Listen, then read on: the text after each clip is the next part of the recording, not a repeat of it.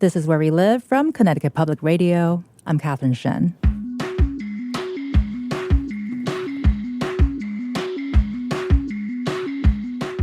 Nuclear power has a long and complicated history. It was once seen as an innovative way to generate energy, but after several large nuclear catastrophes, it fell out of fashion.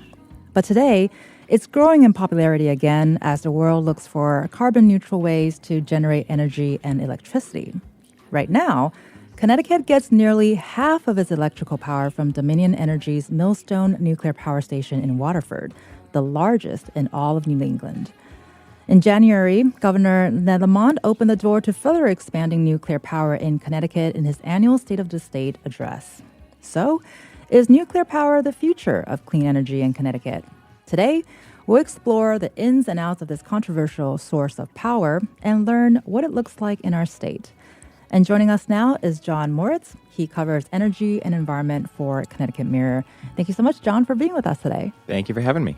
So, listeners, if you have questions, let us know what they are. Give us a call, 888-720-9677, or leave us a comment on Facebook and Twitter at Where We Live. So, John, we're having a conversation today about nuclear power. Why are we seeing a rising interest in nuclear power, and what does that interest look like here in Connecticut? So, as you mentioned, this is actually a topic that the Governor Ned Lamont, brought up during his State of the State address back in January. And I think it comes back to the fact that him and other lawmakers, Connecticut has these goals to eliminate all sources of fossil fuel burning power from the state by 2040. So in order to get there, we need to ramp up carbon-free power by a lot. We currently get the majority of our power from natural gas-fired power plants, and renewables make up a very small percentage of the current electric capacity in the state of Connecticut. So I think both Lamont and lawmakers are looking at nuclear as really a necessary option to try to meet those goals that they set for themselves. And we'll get into more details about the science behind nuclear power as we continue this conversation throughout the hour. We did reach out to Millstone Power Station, which is a nuclear power station or power plant managed by Dominion Energy and based in Waterford here in Connecticut ahead of this show. And they told us Dominion Energy has a great history of providing carbon-free energy to the state of Connecticut. And we look forward to the opportunity to continue to operate the current units and to explore options to take full advantage of nuclear power in meeting increased energy demand as well as the state's decarbonization goals. So, mentioned clean energy earlier. So how much cleaner is nuclear energy compared to other sources, John? So it doesn't produce any carbon in the producing of heat to burn the steam that runs the plant. So it's zero carbon in that regard, but the fear is kind of what happens when things don't go as planned. Sure. As I'm sure, a lot of people think back to stories such as 3 Mile Island, Chernobyl, the Fukushima plant in Japan. So that's really where the environmental concerns lie, is not so much with the day-to-day operations, but with the long-term potential impacts, as well as some concerns over the storing of spent nuclear fuel. Right. And what happens to the spent nuclear fuel? So currently that fuel actually stays on the site of Millstone in Waterford. The federal government's efforts at finding a long-term solution to store the fuel at some centralized location somewhere in the United States, I mean, that's been decades in the making, and we haven't seen any real progress in that front. So for the most part, the fuel that gets used at nuclear reactors in the United States stays on those reactor facilities.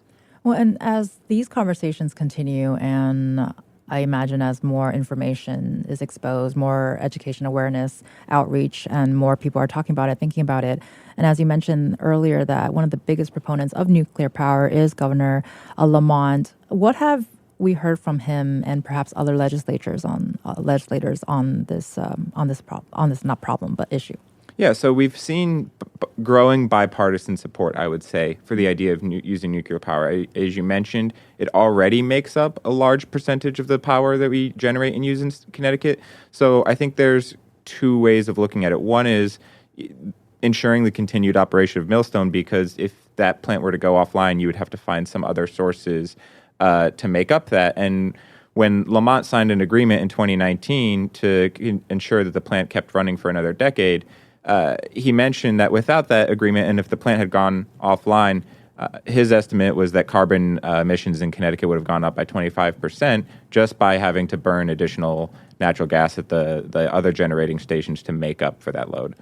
And can you give us an idea of how much we do rely on that energy today? Yeah, so the most recent numbers I have is that Millstone makes up about 38% of the electric load in Connecticut. 57% is from natural gas and about 2% from renewables. Now, it's important for your listeners to know we exist on a grid with the rest of New England, so the power that's generated in Connecticut isn't necessarily being used by the residents of Connecticut. But when we look at the region as a whole, those numbers are roughly similar. Natural gas makes up about 50% of the electricity produced throughout the region. And so as we talk about sort of the process of how something like this can be built or the idea of needing more energy, one of the biggest drawbacks to nuclear power is the cost. So can you describe just how much an investment this would be?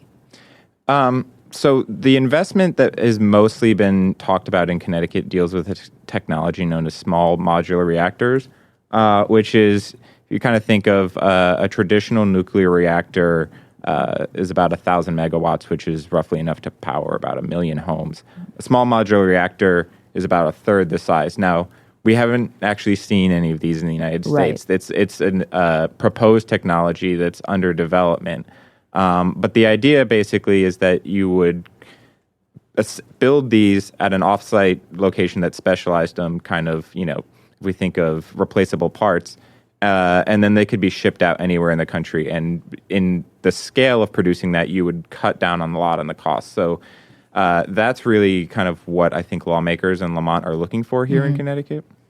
And so when you're talking about these smaller modular reactors, is this something that you can just have one of these somewhere and power the area, or how does that logistically look like? Just for I think you could have one, or you could have multiple. I think it's important to note, though, as I mentioned, it's a technology that's under development, and we don't really expect these to come online for another 5, 6, 7 years.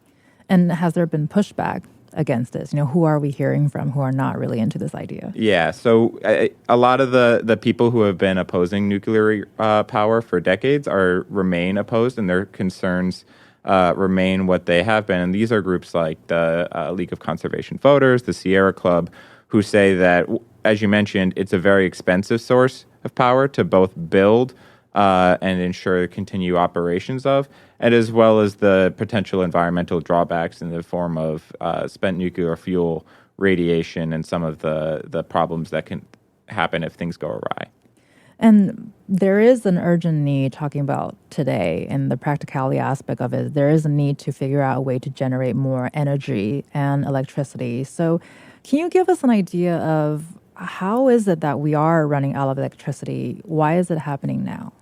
So we're seeing things such as artificial intelligence, data centers, the electrification of vehicles, heat pumps in people's homes. These are all things that are coming online that are sucking more and more power off the grid. So the estimates from ISO New England, which is the regional grid operators, that we're going to see demand increase rapidly over the next decade plus. And lawmakers are trying to think about how do they plan for that, both in terms of reliability, ensuring that the lights stay on, but also doing that in a way that doesn't rapidly increase our use of fossil fuels to burn. Well, and I think we're going to talk more too later on about the role of artificial intelligence in data centers. But can you give us an idea here first? How does that suck up energy? I think for a lot of people, I feel like it's very nebulous. How does AI suck out energy? So I'm by no means an expert on that particular topic, but essentially, if you think of a gigantic server farm where the computers are running 24/7, and you're having multiple, hundreds or thousands of computers in one warehouse, that's sucking a lot of energy off the grid. And because this is potentially costly, are you hearing more people who are for it or not? Or do you see it as an ongoing process of learning more about it and we'll see where this goes?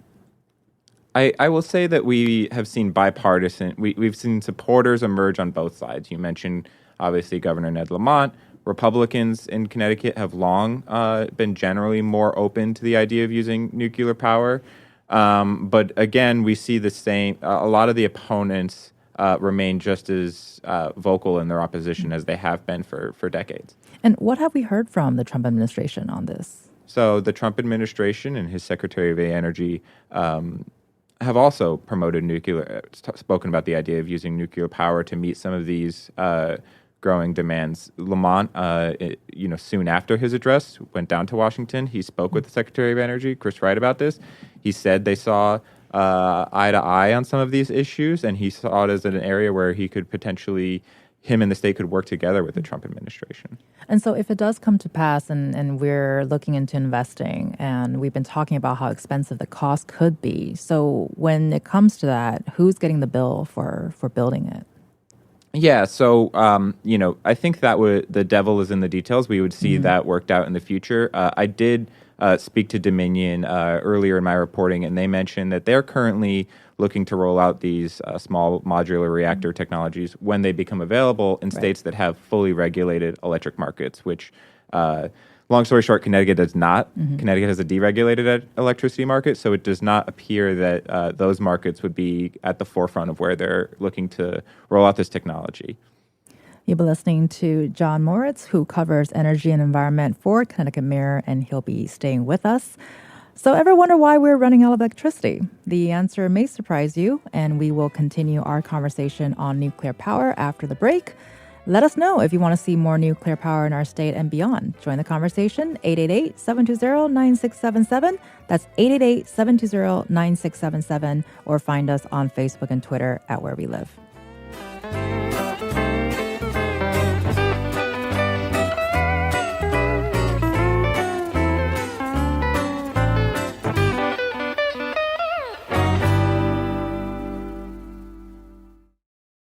This is Where We Live from Connecticut Public Radio. I'm Catherine Shen. Today, we're talking about the future of nuclear energy in Connecticut and beyond. Still with us is John Moritz, who covers energy and environment for Connecticut Mirror. And also with us now is Eric Kotovich, who's an assistant professor of environmental and resource economics at the University of Connecticut. Thanks for joining us, Eric. Thank you for having me. And also with us is Ivan Penn, who's a New York Times reporter covering the energy industry. Ivan, appreciate you joining us as well. Thank you for having me. And listeners, let us know if you have any questions. Give us a call, 888-720-9677, or find us on Facebook and Twitter at Where We Live. So, Ivan, we kind of talked about what's generating interest here in Connecticut to talk about nuclear power. What are you seeing based on your reporting? Sure. So there is national interest in nuclear, and you touched on part of the issue with artificial intelligence. It's a big driver, really, particularly because the amount of power that data centers driven by artificial intelligence, the amount of power that it's commanding, they're really energy hogs. And we're looking at kind of exponential growth in electricity demand over the next few decades, where we had pretty much flat growth for a good part of the last decade.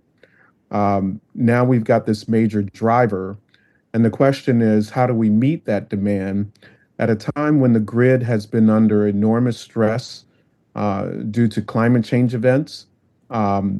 You've had grid failures, Texas with the winter storms, California under heat waves, and then the contributing factors from weather conditions that have stressed the grid from wildfires and hurricanes and the like. So now, if you're adding to that picture an enormous amount of demand growth from artificial intelligence, the grid needs some support. And when you start looking around, what can you do quickly and in large numbers? The quick part is really challenging. Large numbers, nuclear produces an enormous amount of electricity, and so that has been a target of the thinking.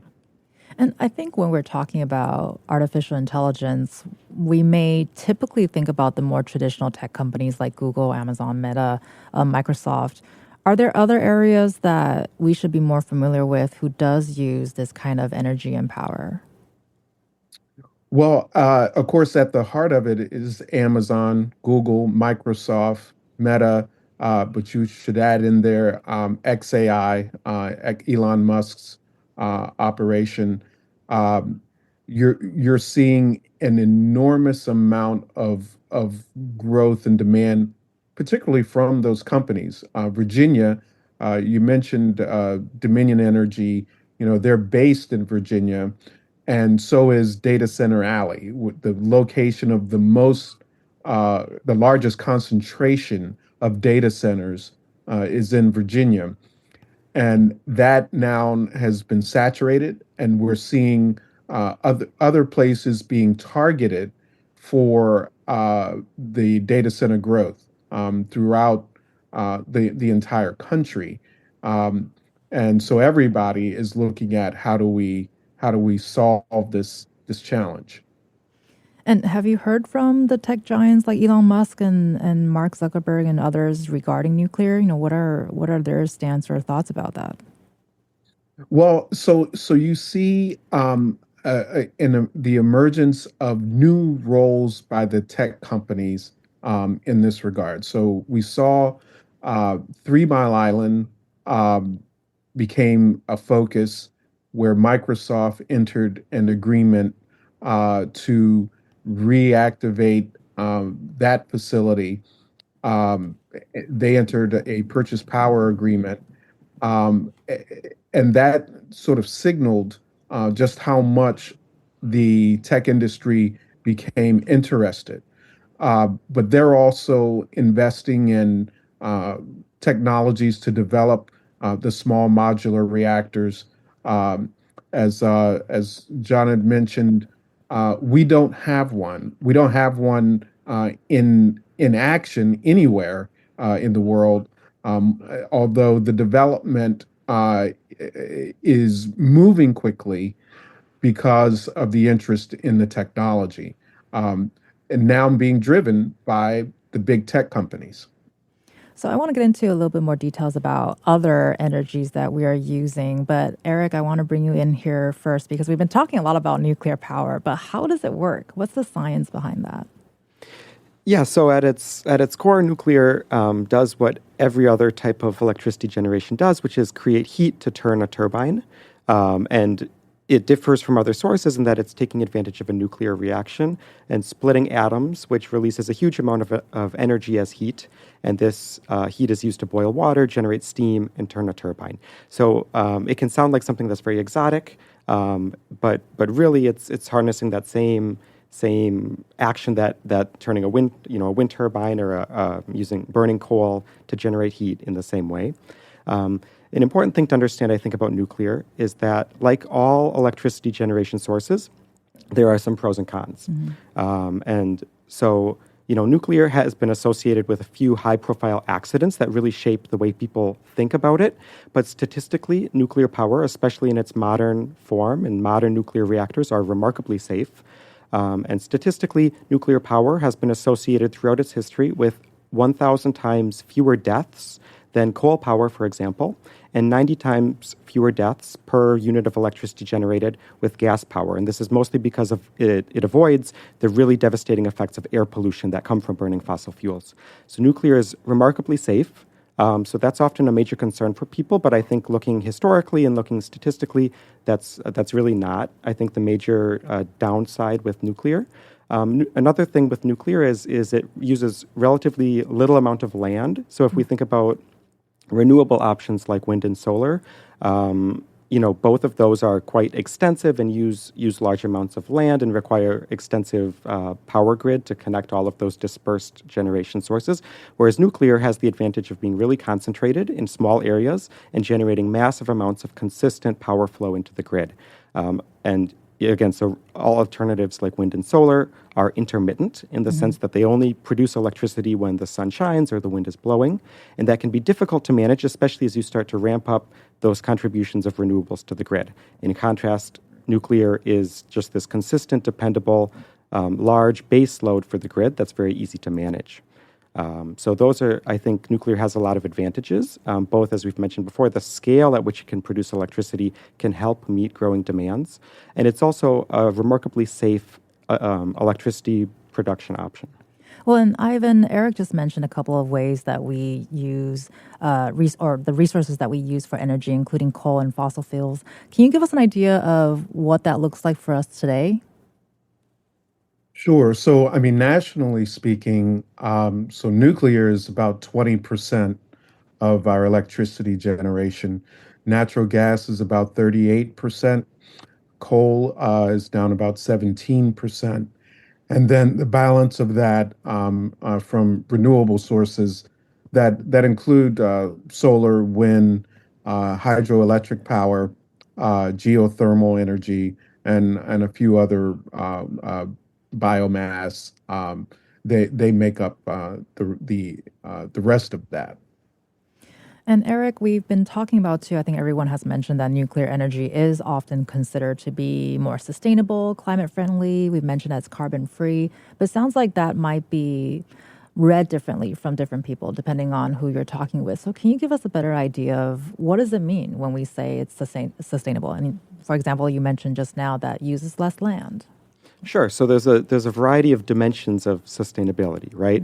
One would be the resource extraction required for different electricity generation options. So, for example, to get natural gas, we need to do fracking or other sorts of extraction activities which use huge amounts of land and have large environmental impacts. To extract massive amounts of fossil fuels that need to go into that process. Nuclear, of course, does require some material inputs like uranium, which have to be mined, and that has environmental impacts. But the volume of raw materials are so small because it's nuclear takes advantage of this nuclear reaction and requires relatively few material inputs, so has a much smaller environmental footprint on the input side and what's required to do that electricity generation. And on the output side, again, it's emissions free and it's air pollution free. And so that's a remarkable advantage from that technology, and it also uses a smaller amount of land. Again, there's also concerns with storage of nuclear waste, and this raises concerns, particularly because a long-term permanent solution has not really been found in the U.S. France, for example, operates 70% of its electricity comes from nuclear power. They've been doing that for decades with really no major safety incidents. They recycle most of their nuclear waste, and so very, very little of that actually becomes permanent waste. And the current situation of putting nuclear waste into secure casks and keeping them on nuclear facilities is not, of course, like a permanent long-term solution, but also is a remarkably safe thing. And there never really has been any security incident or safety incident related to nuclear waste storage. Well, and actually, as you're explaining that, I was just thinking, so I think coal is something tangible. I think gas is something tangible to a certain extent. So what exactly is the waste that we're talking about, and why is it so sort of dangerous, and we need to have so much planning behind it to figure out where we can store them, essentially? Sure. So there are many industries that create toxic waste, right? There's chemical waste. There's many industries create radioactive waste as well. It's not just nuclear power. One, I think, interesting fact is that coal power plants actually emit 100 times more radioactive material into the environment through their emissions than nuclear power plants do. So running a coal power plant is guaranteed. It's not like a possibility or a chance. Like, they're guaranteed to emit radioactive material, whereas nuclear plants produce waste, which is contained and stored in really secure containers and is not getting into the environment. If I could jump in. Yeah, go for it, John. One interesting story I covered recently, Finland actually opened their own permanent nuclear waste storage facility. And basically what they did is they built a tunnel a mile underground into some really hard bedrock there in Finland. It's actually next to their one of their main nuclear power plants. The fuel does not have to be transported a long way. And Congressman Joe Courtney, who represents the district that includes Millstone, actually recently invited the Finnish ambassador to the United States to his district and to Waterford to talk about some of the long-term options that America is exploring and what we could learn from Finland. And so that was a conversation that they held last year in Waterford. I feel like Finland is ahead of so many things. And do you know, are there any initial thoughts for something like that? And do we know that it's working, I think? based on what you're saying? So I know what Congress has been looking for is to try to restart the conversation about finding a long-term storage facility in the United States. And what that would involve, based on what they've discussed so far, is basically finding a community somewhere in the United States that would raise their hand and say, we're open to considering the option here. What's really hampered a lot of these talks in the past has been local opposition, over the environmental, or in cases, think some of the cases have involved tribal governments, and there's been concerns about respect there. So we've yet to see, to my knowledge, a community that has raised their hands, but I think that is the process that Congress is looking to go towards. Well, and Ivan, I'm curious to hear about your experience too, based on what Eric and John just shared here. Is this something that you have been hearing with your reporting, or what are some people's thoughts in terms of what do we do with the waste? Waste has been a long time issue, and related to it really is again the cost. It's the cost is the big problem for nuclear all the way around. So going backwards, starting with the waste, ratepayers who pay into nuclear costs for a utility, they're paying into this somewhere down the line national storage, in addition to paying for those on-site dry cask storage facilities, the concrete containers. So you're paying lots of money for solutions that we have not ironed out in the long term. So that's on the back end, and you start going back toward the beginning of bringing a plant online, and it's the cost of operating a nuclear plant. Uh, you know, Eric obviously correctly said, solar and wind take up large amounts of land. The trouble is you start looking at the numbers of workers that a nuclear plant requires. It's hundreds, where after a solar farm is built, it's a guy with a squeegee or a drone. And then on the total front end, it is the cost of getting the uranium out of the ground, the cost of building the facility, and the last one that we brought online was a large scale reactor in Georgia, the Vogel plant. It was supposed to cost 12 to 14 billion, and it cost upwards of 35 billion. And that becomes the trouble. How do you pay for it? And it's a real struggle that we've had particularly since the 1980s, as we've tried to expand our nuclear fleet. The U.S. still has more reactors for power plants than any country in the world. But the difficulty has been, how do we finance building a new one without bankrupting consumers? And New England, generally is the second or third state in terms of rate costs. Hawaii is always number one. And then it's usually a struggle between California and New England fighting for the second and third most expensive rates. So if you use an expensive source of generation, how can ratepayers bear that cost becomes a big part of the question. And do we have a number of how many power plants we do have here in the U.S.?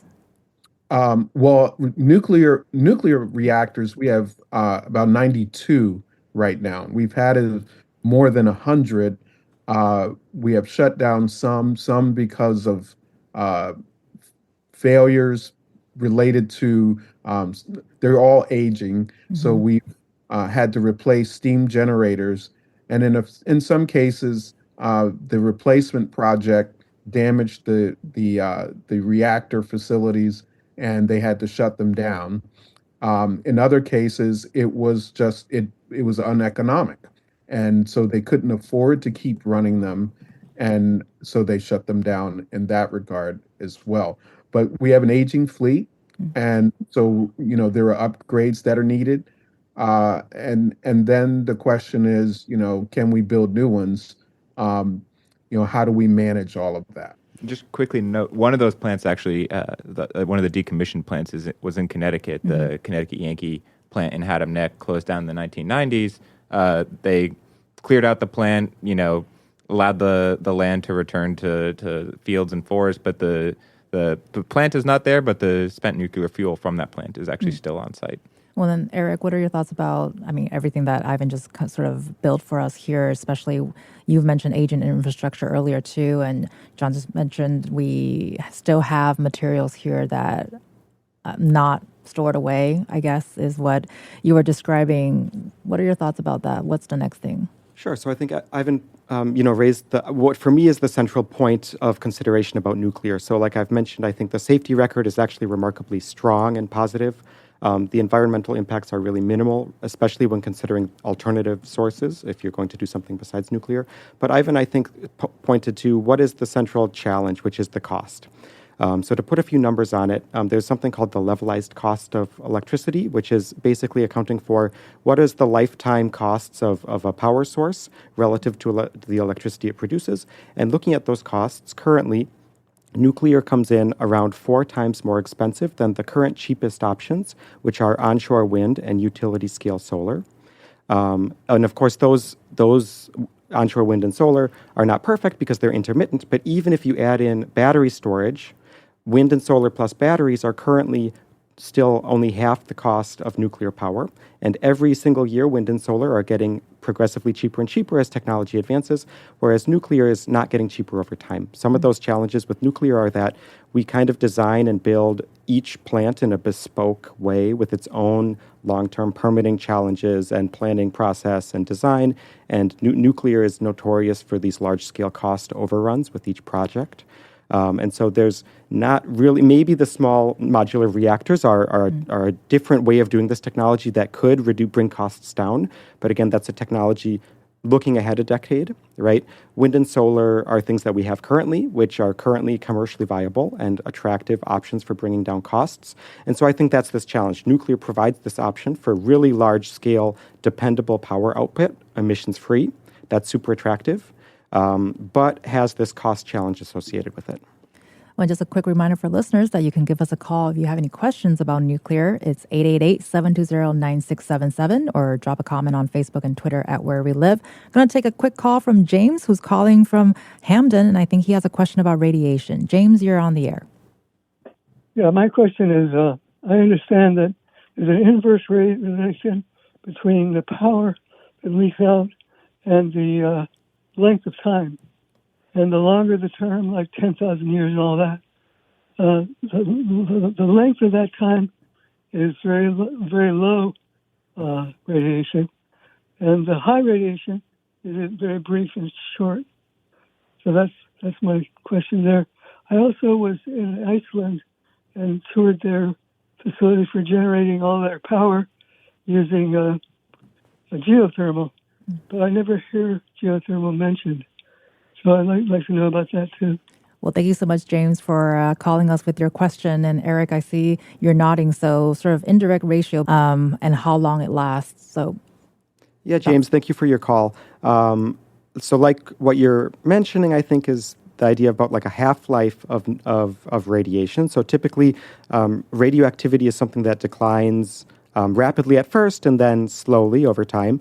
And the nuclear industry, of course, wants to be very positive about pointing out that, really it's only, 10 years or so that a lot of the waste is highly nuclear. And also the vast majority of nuclear waste produced by nuclear power plants is not super radioactive. It's sort of minorly radioactive and not highly dangerous. And there's only a small share that's really radioactive, and that's what they really have to package up nicely and with lots of insulation and concrete and steel to protect it. And that radiation declines over time. Of course, there is waste produced that is radioactive for hundreds or thousands of years, and that would need to be stored away in a secure way. But the argument is that that is a relatively small share of waste. And of course, fossil fuels also produce lots of waste as well, both in the production process, generating millions of tons or barrels of oil and gas, produces large amounts of toxic materials, and there's toxic output from fossil fuels as well. So as always, it goes back to weighing costs and benefits and relative risks. We all want electricity, and we need more of it. right? And so it's weighing relative costs and benefits of all of these options. And really quickly before we go to break, he also had another question about geothermal. Is Sure, that James. possible here? Yeah, so geothermal is a really nice option, but it's constrained by geology, right? So Iceland is a perfect example because they have really active geothermal activity. You know, they have lava coming out of the ground there. It's a really ideal place to do geothermal. There's places in the U.S. where that would be an option, but of course, it's not everywhere has that sort of geological activity close enough to the surface that you could drill down and access those heat sources. So it's a great option where you have that sort of geology available. You do have some areas in the country where former oil and gas wells, where they're looking to use those former wells or are actually starting to use them for geothermal power. But as Eric said, you are limited in the locations. It's a great renewable source. It is 24/7. We have a lot of it in California, but yeah, you're limited in the locations. We appreciate that. You're listening to John Moritz from CT Mirror, Eric Kotovich from UConn, and Ivan Penn of the New York Times. Let us know if you have any questions about nuclear. Give us a call, 888-720-9677, or find us on Facebook and Twitter at Where We Live. And we're also in our final days of our April fund drive. Consider supporting Where We Live and all of your favorite programs with a donation. And here are two of my colleagues to tell you more on how to do just that.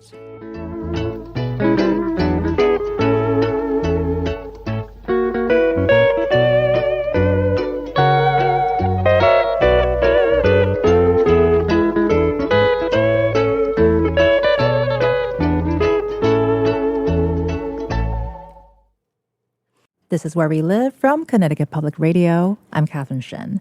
We've been talking about the pros and cons of going nuclear today. Still with us is John Moritz, Eric Kotovich, and Ivan Penn. And we got a comment from a listener earlier. This is about waste. And I know we kind of dug deep a little bit, but maybe we can get a bit more specific. So David from Glastonbury says he grew up in Pennsylvania when 3 Mile Island hit. Been listening to the talk show about the nuclear power, and he wants to talk more or hear more about nuclear waste. Wants to know more about the kinds of nuclear reactions we're thinking about building. We need to have new technology. The kind of nuclear waste we create now lives hundreds of years.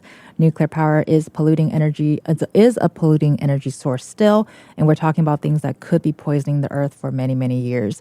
Thank you so much, David, for your comment. Eric, thoughts? Sure, thank you. Yeah, so like we discussed before, nuclear waste exists, I think, along a spectrum of toxicity or radioactivity, right? So most of it is a relatively low level. And like I mentioned before, in France, they have created a facility to recycle, I think, up over 90% of the nuclear waste and put it back into the nuclear electricity generation process, such that at the end of the day, they're left with a much, much reduced amount of waste relative to what we get in the U.S., for example. Again, that goes back to cost. That recycling procedure adds further to the cost, but reduces that waste stream. I guess the last point I would make to think about this waste is, again, about these relative costs and benefits. So nuclear waste is a scary thing because radioactivity is, I think, something that, for good reason, scares us, right? However, if we think about fossil fuels, which the main sort of choice we're often making here is whether we're going to generate electricity with fossil fuels like coal or natural gas versus nuclear. These are also extremely environmentally damaging, both in the resource extraction end and in all of the effects that are created by climate change, right, from burning fossil fuels. So I think we really have to weigh these costs and benefits. Nuclear requires much less resource extraction because uranium is so energy dense and is emissions free. And so I think an important part of all of this discussion is to include or consider the costs that fossil fuels have through climate change. So we got about 3 minutes here left, but Ivan, I do want to hear from you. Can you describe, we've been talking about small modulator reactors throughout this hour. Can you talk about how they work compared to a traditional power plant? Sure. So basically, the technology is similar, but you have a smaller facility that's being used. we traditionally use what they called light water reactors in the United States. This technology will enable us to more act like we're producing something on an assembly line is the theory, um, and then be able to stack them in a way that we weren't able to do with the large reactors. John mentioned earlier, we could put one unit, and you could do that today, or not literally, maybe 5 or 6 years from now. Sure. You do one, you could add a second one later. You could add up to a dozen of them. So the idea is that that will help bring down the cost.